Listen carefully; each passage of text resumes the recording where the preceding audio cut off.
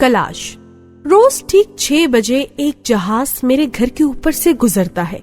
اس کی آواز جو ہی میرے کانوں سے ٹکراتی ہے، میں بھاگ کر چھت پر جاتا ہوں اور پھر اس وقت تک پاگلوں کی طرح آسمان پر نظریں ٹکائے کھڑا رہتا ہوں جب تک جہاز باریک نقطہ بن کر میری نظروں سے معدوم نہ ہو جاتا۔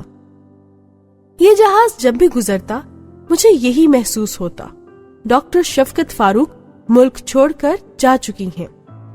اب سیم زدہ زمینوں پر کوئی کومپل نہیں پھوٹے گی، اب زمین کا تھور کبھی نہیں ٹوٹے گا، اب اس ملک کے باسی کبھی اپنی مٹی کی گندم نہیں کھا سکیں گے، اب یہ ملک کبھی خوراک میں خود کفالت کی منزل نہیں پا سکے گا۔ وہ 1978 میں جب نایاب nuclear institute for agriculture and biology Faisal آباد میں ملازم ہوئی تو ان کی زندگی کی ایک ہی خواہش تھی، میں پاکستان کی ایک ایک انچ پر گندم اگاؤں گی۔ لوگ ان کی باتیں سن کر ہنستے تھے، انہیں ہنسنا بھی چاہیے تھا، کیونکہ ان کے سامنے ایک ایسے محروم اور بنجر ملک کی ایک کمزور تیلا سی لڑکی تھی جو ہمالیہ جتنے اونچے دعوے کر رہی تھی، ایک ایسے ملک کی لڑکی جو ہر سال لاکھوں ڈالر کی گندم درآمد کرتا ہے، جس کی زمینوں پر اگنے والی گندم کی 50 قسمیں میکسیکو سے درآمد بیج کا اجاز ہے، جس کی 40% زرعی زمین سیم اور تھور کا شکار ہے۔ آپ یہ معجزہ کیسے دکھائیں گی؟ پوچھنے والوں کی آنکھوں میں طنز اور ہونٹوں پر شرارت ہوتی تھی۔ میں سیم اور تھور کا شکار زمینوں پر گندم اگاؤں گی۔ شفقت فاروق کی آواز میں لوہے جیسا عزم اور آنکھوں میں ہیرے جیسی چمک ہوتی تھی۔ سننے والوں کے لیے یہ الفاظ فکرہ کم اور گدگدی زیادہ ہوتے تھے، لہٰذا وہ دیر تک ہنستے رہتے، لیکن وہ تضحیک، نفرت اور طنز کی اس فضا میں ہر دوسرے شخص کے کہکہوں اور جگتوں سے لا تعلق اپنے کام میں منہمک رہیں۔ ڈاکٹر شفقت نے سیم اور تھور کے علاقوں میں گندم اگانے کے لیے ایک تحقیقاتی ادارہ بنایا، پوری دنیا کے دورے کیے، گندم پر ریسرچ کرنے والے اداروں میں گئی، انہیں اپنا منصوبہ سمجھایا، گھنٹوں میزوں پر بیٹھ کر میکسیکو کے شاطر سائنسدانوں سے گفتگو کی۔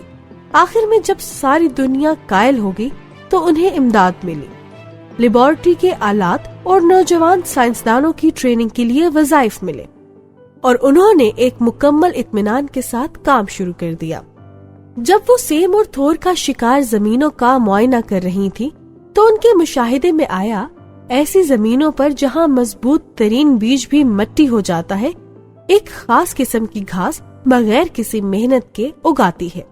ڈاکٹر شفقت نے پوری دنیا سے اس گھاس کے نمونے اکٹھے کیے، انہیں سیم اور تھور کی شکار زمینوں پر بویا، زیادہ تیزی سے پروان چڑھنے والی گھاس کے بیج حاصل کیے، ان میں وہ کریکٹر تلاش کیا جو ناموافق زمین پر پودے کو زندہ رکھتا ہے، پھر اس کریکٹر کو ڈیولپ کیا، جب وہ ایک مخصوص سطح پر پہنچ گیا تو اسے گندم کے پودے میں منتقل کیا، اس کے بیج لیے، انہیں بویا، سٹا آیا، وہ بیج بوتی رہی، سٹے آتے رہے، گھاس کا کریکٹر گندم کے بطن میں پروان چڑھتا رہا، یہاں تک کہ جب ڈاکٹر شفقت نے یہ بیج سیم زدہ زمین پر پھینکا تو چند ہی روز بعد کومپل نکل آئے۔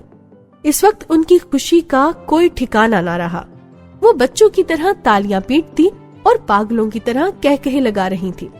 پھر اس وقت نایاب کے ابو جہلوں نے انگلیاں دانتوں میں دبا لیں۔ ڈاکٹر شفقت کا تجربہ کامیاب ہو گیا، سیم اور تھور کی شکار زمین پر اگنے والی گندم نے عام زرخیز زمین سے زیادہ پیداوار دی، جبکہ اس کو کھاد، پانی اور دوسرے لوازمات کی ضرورت بھی نہیں پڑی۔ اپنی دریافت ثابت کرنے کے لیے ڈاکٹر شفقت نے بیجوں کی کھیپ پوری دنیا میں بھجوائی، میکسیکو، برطانیہ، مراکش، ایران، عراق، اسپین اور افغانستان کے علاقوں قندھار، ہرات اور جلال آباد میں یہ بیج بو کر دیکھا گیا۔ ہر جگہ اس نے 100% نتائج دیے، ہر ملک کے سیم زدہ علاقوں نے یہ بیج قبول کر لیا۔ ڈاکٹر شفقت کامیاب تو ہو گئیں، لیکن یہ کامیابی ان کی زندگی کے 20 سال کھا گئی۔ جب انہوں نے تجربے کا آغاز کیا تھا تو وہ ایک پتلی پتنگ سی لڑکی تھی، لیکن جب ٹیسٹ ٹیوب سے سر اٹھایا، دستانے اتارے، ایپرن کھولا تو ان کا نصف سر سفید ہو چکا تھا، چہرے پر چربی آ چکی تھی، گردن کی جلد ڈھیلی پڑ چکی تھی، ہاتھوں کی ملائمت اور پیروں کی نسوانیت دم توڑ چکی تھی۔ اب سیڑھیاں چڑھتے ہوئے ان کا دم پھولتا تھا اور جھکتے ہوئے ان کی کمر دکھتی تھی، لیکن اس کے باوجود ان کے چہرے پر گزرے وقتوں کا ملال نہیں تھا، ان کی باتوں میں شکوے اور ان کی آنکھوں میں بڑھاپے کی بے چارگی نہیں تھی، اور یہ ہونی بھی نہیں چاہیے تھی کہ وہ ایک کامیاب خاتون تھی، ایک ایسی کامیاب سائنسدان جس کے چرچے دنیا بھر کے سائنس میگزینوں اور جدید آلات سے مزین لیبارٹریوں میں ہوتے تھے۔ اور اکثر ایسا ہوتا جب ان کا سارا سٹاف چلا جاتا اور وہ بھوک سے نڈھال ہو جاتی تو گھر جانے سے پہلے وہ لیبارٹری کا چکر ضرور لگاتی، ٹیوبوں میں لگے پودے دیکھتی، ٹرے میں سجی کونپلوں پر انگلیاں پھیرتی اور فریزر میں جمی زندگی سے حرارت لیتی اور سوچتی چند ہی دنوں کی بات ہے، یہ بیج اس لیبارٹری سے نکلے گا اور پاکستان کے سارے سیم زدہ علاقوں میں ہریالی آ جائے گی، پاکستان آزاد ہو جائے گا، پھر گندم کی درآمد پر لاکھوں ڈالر ضائع نہیں ہوں گے، بڑی طاقتیں ہمیں بلیک میل نہیں کر سکیں گی۔ لیکن یہ خواب تھا اور خواب ہی رہا۔ آنے والے دنوں میں 2 حادثے ہوئے۔ نایاب کی انتظامیہ بدل گئی، نیا ڈائریکٹر جنرل آ گیا، ایگریکلچر کے بجائے فوڈ سائنسز کا بندہ ان کا افسر بن گیا، اور افسر بھی وہ جسے پرانی نوکری سے کرپشن کے الزامات میں ٹرانسفر کیا گیا تھا۔ دوسرا حادثہ پنجاب کی سیاسی قیادت تھی جس نے اپنے ایک دوست سائنسدان کو نوازنے کا فیصلہ کر رکھا تھا۔ حکم آیا دوست کو ڈائریکٹر لگا دیا جائے۔ نایاب کی انتظامیہ نے سوچا ڈائریکٹر کیسے بنایا جائے؟ دوست نے جواب دیا ایک نیا سینٹر بنایا جائے جہاں اسے ڈائریکٹر لگا دیا جائے۔ چنانچہ اسے ڈائریکٹر بنانے کے لیے کاٹن سینٹر بنایا گیا۔ اب ایک نیا مسئلہ کھڑا ہو گیا، نئے ڈائریکٹر کے لیے سٹاف کی ضرورت تھی، لیبارٹری آلات اور فریجوں کی ضرورت تھی۔ چنانچہ ایک روز نیا آرڈر آیا اور ڈاکٹر شفقت کو نیب جی NIBGE ٹرانسفر کر دیا گیا۔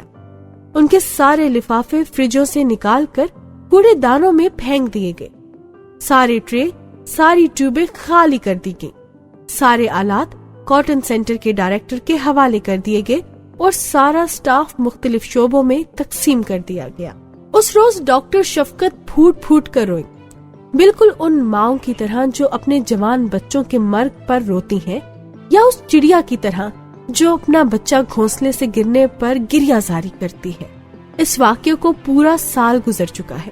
ڈاکٹر شفقت کے پاس اب کوئی کام نہیں، بس ہر ماہ انہیں تنخواہ مل جاتی، لیکن وہ اس بے چینی کا کیا کریں جو 20 برس تک مسلسل 18 گھنٹے کام کرنے سے ان کی ہڈیوں کا حصہ بن چکی ہے، جو انہیں 10 منٹ تک فارغ نہیں بیٹھنے دیتی۔ اس ایک سال میں وہ مزید 20 برس بوڑھی ہو گئی۔ انہیں باہر کی دنیا بلا رہی ہے، میکسیکو کے تحقیقاتی ادارے، فلپائن کی زرعی یونیورسٹیاں، لندن اور اسپین کے انسٹیٹیوٹ، پوری دنیا ان کے لیے کھلی ہے۔ ایسی دنیا جہاں کام کرنے والے شخص اور ٹیلنٹ کی قدر ہے۔ وہ خود بھی پاگل پن سے بچنے کے لیے ملک سے فرار ہونا چاہتی ہیں، شاید اب تک ہو بھی چکی ہوں۔ میں ڈاکٹر شفقت فاروق سے کبھی نہیں ملا، میں ان سے ملنا بھی نہیں چاہتا۔ اس قسم کے لوگوں سے ملاقات مجھے باغی کر دیتی ہے، میرے ذہنی خلجان میں اضافہ ہو جاتا ہے۔ ہاں، البتہ میرے ایک دوست نے طویل عرصے تک ڈاکٹر شفقت کے ساتھ کام کیا۔ جب وہ مجھے یہ کہانی سنا رہا تھا تو میں یہ سوچ رہا تھا کہ ملک سے محبت کرنے والے باصلاحیت لوگوں کے بغیر بھی کوئی ملک خود انحصاری کے راستے پر چل سکتا ہے۔ ہاں محترم قارئین، قوموں کا سرمایہ کھیت، فیکٹریاں، گاڑیاں، ادارے اور نوٹوں سے لبالب بھری تجوریاں نہیں ہوتا، لوگ ہوتے ہیں، اپنے ملک سے محبت کرنے والے ہنرمند لوگ۔ کسی قوم کا ایک دانشور، عالم یا سائنسدان حالات سے پریشان ہو کر نقل مکانی کر جائے تو اس قوم سے بڑی کلاش قوم کوئی اور نہیں ہوتی۔